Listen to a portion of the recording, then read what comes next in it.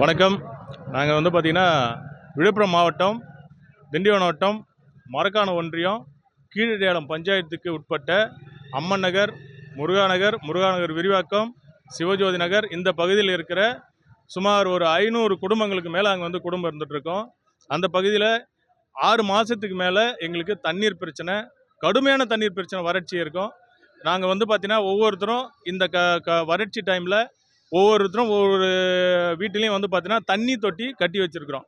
தண்ணி தொட்டி கட்டி வச்சு அதில் ஒவ்வொரு டேங்குக்கு பார்த்தீங்கன்னா ₹1000 கொடுத்து நாங்கள் வாங்கி யூஸ் பண்ணிகிட்ருக்குங்க. அது மாதிரி சூழலில் இப்போ பார்த்தீங்கன்னா எங்கள் பகுதியில் நல்லாமூரை சேர்ந்த வடமலையோட அவரோட மகன் ஐயப்பன் என்பவர் பார்த்தீங்கன்னா அங்கே பெரிய ராட்சச கிணறு ஒன்று வெட்டி அதில் கிணத்துல பார்த்தீங்கன்னா ஆர்ஓ சிஸ்டம் அப்படின்னு சொல்லிட்டு போட்டு அதிலிருந்து தண்ணியை ஃபில்டர் பண்ணி குடிநீர் பார்த்தீங்கன்னா விநியோகம் பண்ணுறதுக்கு இது கம்பெனி அடிப்படையில் இதை பார்த்தீங்கன்னா செஞ்சிட்ருக்காங்க. இந்த விஷயத்தை நாங்கள் மேற்கொண்டு மாவட்ட ஆட்சியரிடையும் துணை சார் ஆட்சியரிடம் நாங்கள் மனு கொடுத்தோம். மனு கொடுத்தது பார்த்தீங்கன்னா கடந்த 5/5/2025 மனு கொடுத்தோம். மனு கொடுத்ததுக்கு அப்புறம் அந்த ப்ராஜெக்டை அப்போ தற்காலிகமாக நிறுத்தி வச்சுருந்தாங்க. ஆனால் இப்போ பார்த்தீங்கன்னா இந்த கடந்த ஒரு வாரமாக அந்த ப்ராஜெக்டை மறுபடியும் ஸ்டார்ட் பண்ணிவிட்டு இப்போது அரசியல்வாதிகளோட பின்புலத்தோட அந்த குடிநீர் சுத்திகரிப்பு ஆலையை இன்னைக்கு 3/11/2025 இன்னைக்கு அதை பார்த்தீங்கன்னா ஓப்பன் பண்ணி இன்னிலிருந்து தண்ணி விநியோகம் செய்ய போவதா பார்த்தீங்கன்னா இன்றைக்கி ஓப்பன் பண்ணிட்டாங்க. அதனால் அந்த பகுதியில் இருக்கிற 500 குடும்பங்களுக்கும் மொத்தம் கிட்டத்தட்ட பார்த்தீங்கன்னா அங்கே பாப்புலேஷனு 2000க்கும் மேற்பட்ட குடும்பங்கள் மக்கள் அங்கே வசிச்சுட்டு இருக்காங்க. இந்த பகுதியில் ஏற்கனவே தண்ணி பிரச்சனைன்றதுனால மேலும் இது எங்களுக்கு இடியாக இருக்குது.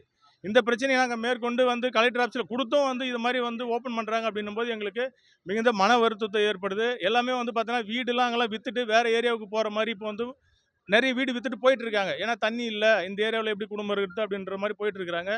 இதேமாதிரி ஒவ்வொருத்தரும் போயிட்டு இருக்கும்போது இங்கே தண்ணி பிரச்சனை அரசாங்கம் நாங்கள் மனு கொடுத்துருக்கோம், எங்களுக்கு தண்ணி வேணும் அப்படின்ட்டு ஏற்கனவே கலெக்டர் ஆஃபீஸ்லேயும் மனு கொடுத்துருக்கோம்.